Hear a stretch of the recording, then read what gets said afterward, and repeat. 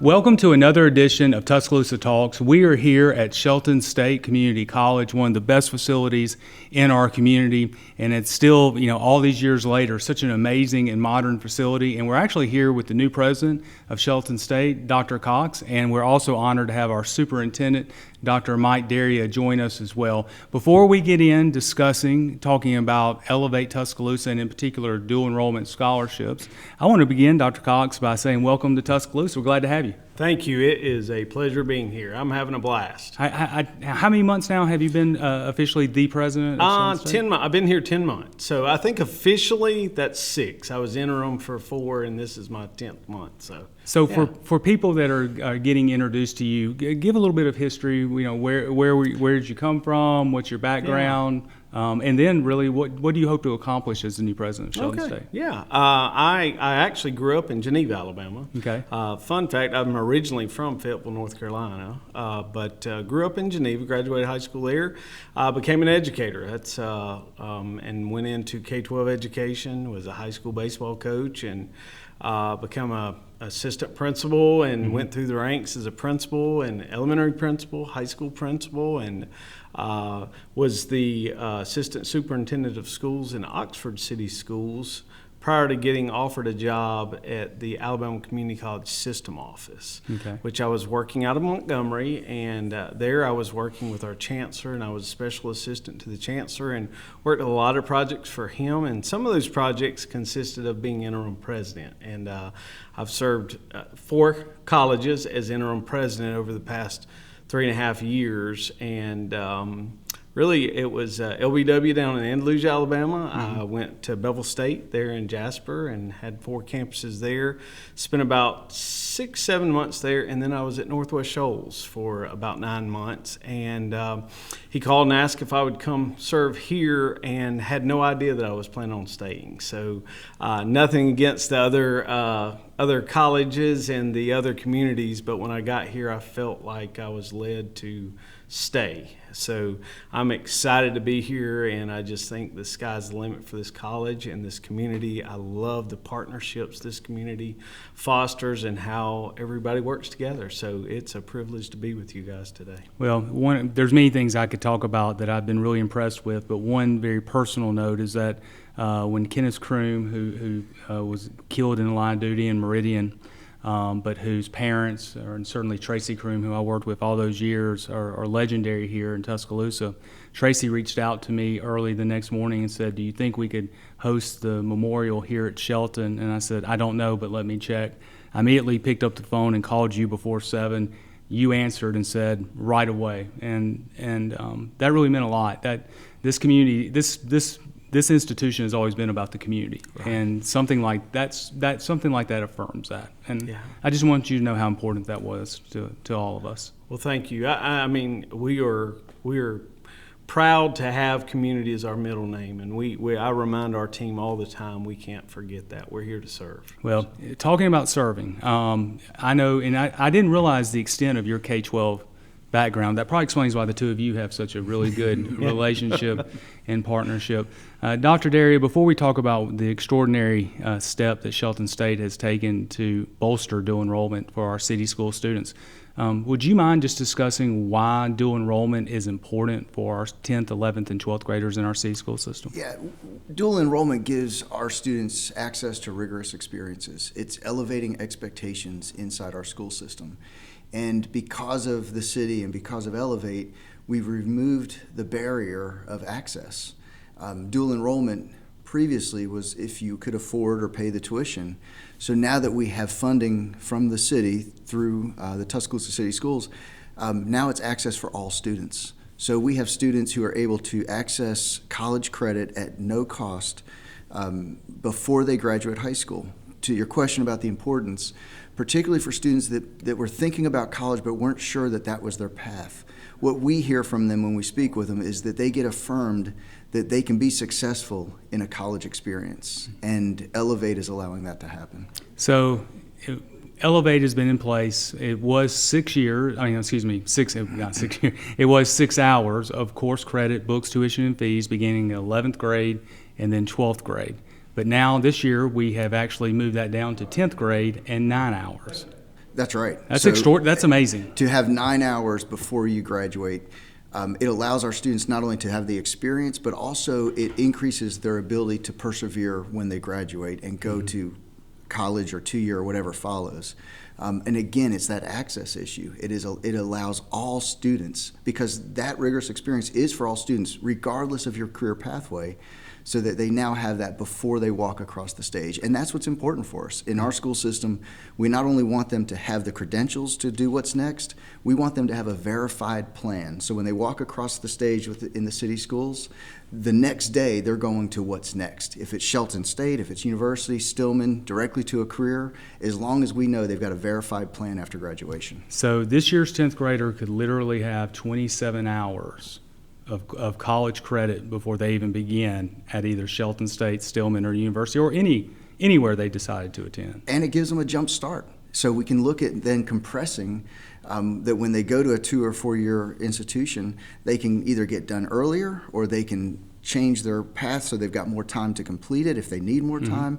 It just allows for more success for that end game, that career pathway for them. Well, certainly one of our students' most popular option has been Shelton State. And what this great institution does is you give people a college readiness and a career readiness, and you can really integrate both seamlessly. But you decided this summer to step up and do more. And I remember a meeting we had a few months ago over at City Hall where you unveiled a proposal that we formally announced about a month or so ago. Would you mind describing to people listening to this podcast what Shelton State is going to be doing for our city school students as a result of Elevate Dual Enrollment Scholarship? Yeah, I am so excited to be able to talk about this because I think we're probably the only community in the state that has been able to leverage the dollars as we are able to do, and that says a lot about the city of Tuscaloosa, Mayor, and what you guys are doing. But when I started looking at the bottom line, is we had some dollars available, and how best can we leverage the dollars to be able to get students to continue in post-secondary training. The bottom line for us, a lot of times people think we're trying to sell something. We're not in the money-making business. We're in the helping people business. And so we know research says is if students will come in that pathway that Dr. Daria is talking about to us or to anyone, if it's Stillman or the University of Alabama, it's just a lot of students that have not made the decisions aren't students that are generally going to the university right out of high school.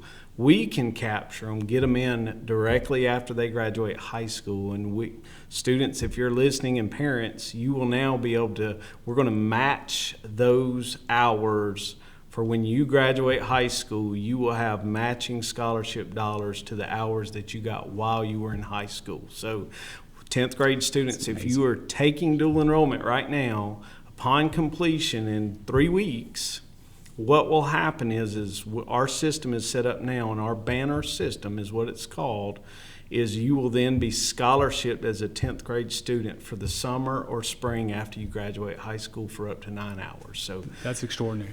Yeah.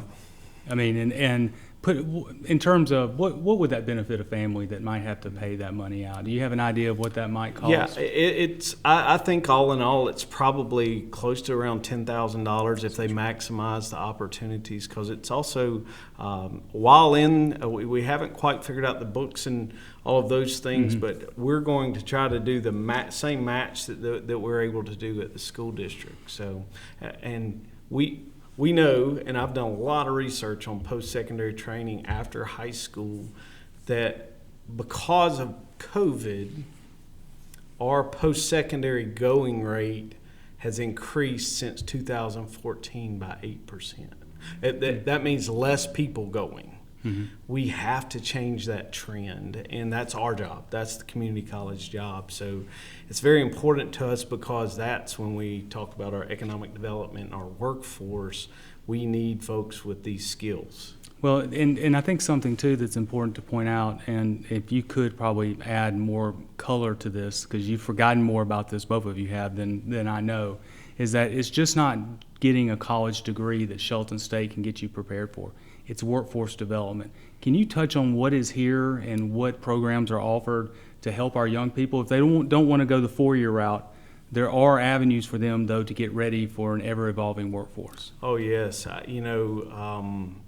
The work that we do, I was able to take someone on a tour earlier, and we went into one of our industrial electronics labs, and there was an apprentice in there. And I won't say, because we have so many apprenticeships and different companies that we're doing that with, but this is a 4-year Department of Labor apprentice, the young man was telling me, and when he finishes his apprenticeship in the industrial electronics program, he will make over 6 figures coming out of the apprenticeship. And we have programs like that all over this campus for, we're doing, our local companies, Nucor, Mercedes, 5 for Wire, it's just endless. I'm sorry if I missed somebody, but they're needing folks for that skill set. So one of the things we're working on, and you heard me mention the industrial electronics, is I've been going around meeting with every high school principal and spending about an hour with them. But based on what the University of Alabama, Alabama Power, and Mercedes and that AMP partnership with the EV stuff that's coming, the best advice they've given us is get more people into electronics training. So our goal is in the fall, we're going to try to have in every school that we serve industrial electronics available to the students for their getting in. It's a good training in preparation if EV does take hold here, but those folks get hired whether EV ever comes here or not. So it's just a great opportunity for us. Well, I think EV, there's no doubt it's coming. The speed, that's debatable, but it is coming. So, Dr. Daria, first of all, to be eligible for the dual enrollment scholarship, you have to attend the Tuscaloosa City Schools. So, and we want that. We want people to be in our school system. But if someone's interested, how could they get some more information? We have counselors at all 3 of our high schools that can answer all of these questions. We also have Andrea Markham, who is our point person for this. She's present in all 3 of our high schools. A parent can call their school directly. We would encourage middle school parents to begin thinking about this path, and certainly our high school parents to talk with their counselors. Shelton State has admission counselors that can talk this very same thing. This is available for every Tuscaloosa City School student. Being in this district and in this community has benefits, and the idea of being able to come to Shelton State for that number of hours is just absolutely awesome. We still have capacity. So far we've served about 800 students with the Elevate scholarship, but there are still students who aren't taking full advantage of it. And to your question you asked earlier, Shelton State is a continuation of what we offer in our school system. And while all students may not choose a 4-year or 2-year, what we do believe is every student has to be in some form of education after graduation. Shelton State is certainly one of those paths, and the Elevate Scholarship gives them an early start to an incredible pathway. Well, you two are extraordinary leaders in our community. So I told you this is cutting edge journalism. Favorite Major League Baseball team? There you go.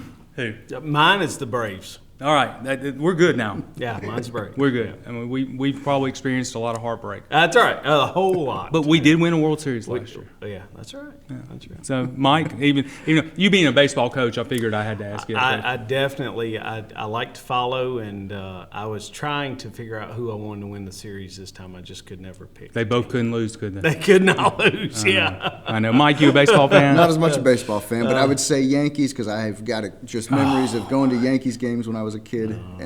But not as much of a baseball fan. No, that's another podcast. Yankees games as a kid. So you were really from the New York Yankees?